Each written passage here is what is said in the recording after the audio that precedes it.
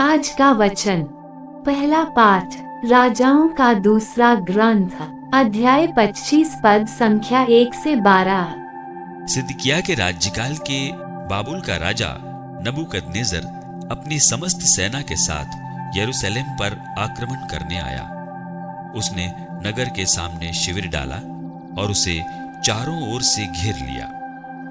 ये घेराबंदी सिदकिय्याह के राज्यकाल के 10वें वर्ष तक बनी रही। उस वर्ष के चौथे महीने के 9वें दिन नगर की चारदीवारी में दरार की गई, क्योंकि नगर में अकाल पड़ा था और खाने के लिए लोगों के पास कुछ नहीं रह गया था। यद्यपि खलदेई नगर के चारों ओर पड़े हुए थे, फिर भी सब सैनिक राजकीय उद्यान के पास की 2 दीवारों के बीच वाले फाटक से रात को नगर से बाहर निकले और अराबा की ओर भाग गए। खलदेइयों की सेना ने राजा का पीछा किया और उसे यरीहो के मैदान में घेर लिया। उस समय तक उसकी सारी सेना तितर-बितर हो गई थी। खलदेइयों ने राजा को पकड़कर रिबला में बाबुल के राजा के सामने उपस्थित किया। वहां नबूकदनेस्सर ने सिदकिय्याह को दंडाज्ञा दी और उसके पुत्रों को अपने सामने मरवा डाला। इसके बाद उसने सिदकिय्याह की आंखें निकाली और उसे कांसे की बेड़ियों से बांधकर बाबुल भेज दिया। नबूकदनेस्सर के राज्यकाल के 19वें वर्ष 5वें महीने के 7वें दिन बाबुल के राजा के सेनापति और उसके अंगरक्षकों के नायक नबूजरअदान ने यरूशलेम में प्रवेश किया। उसने प्रभु का मंदिर, राजा का महल और यरूशलेम के सब घर जला दिए। उसने यरूशलेम के सब बड़े भवन भस्म कर दिए। अंगरक्षकों के नायक के साथ जो खलदेई सेना आई थी, उसने यरूशलेम की चारदीवारी गिरा दी। नगर में जो निवासी रह गए थे, जो लोग बाबुल के राजा के समर्थक बन गए थे और जो भी कारीगर शेष रह गए थे, उन सबों को अंगरक्षकों के नायक नबूजरअदान ने निर्वासित किया।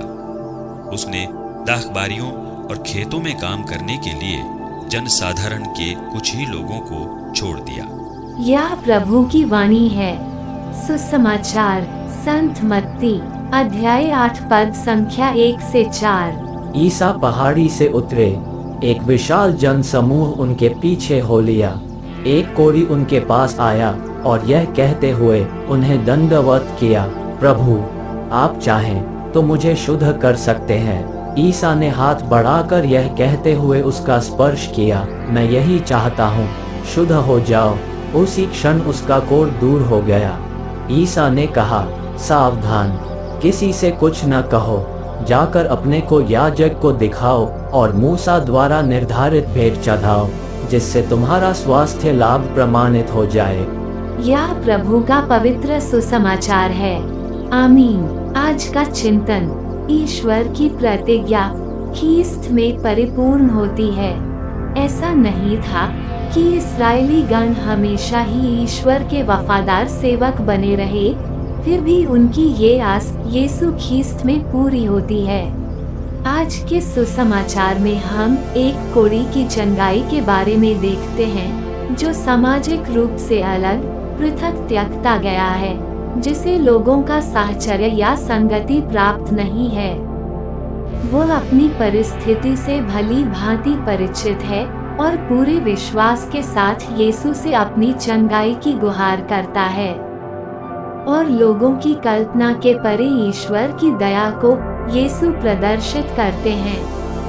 वे उन्हें शब्द कहकर नहीं बल्कि छूकर चंगा करते हैं। इस तरह वे सिर्फ शारीरिक रूप से ही नहीं, बल्कि आध्यात्मिक और मनोभाविक रूप से भी चंगाई प्रदान करते हैं। उस जमाने में कोढ़ी शारीरिक नहीं, बल्कि मानवता की दूरी की पीड़ा से विकलांग थे। ठीक वैसे ही जब हमें लोगों का स्पर्श ना मिले, हमें प्यार ना मिले, तो हम मानवीय गरिमा को खो देते हैं। आज हम दूसरों के लिए भी उद्धारक बनने का प्रयास करें। आमीन।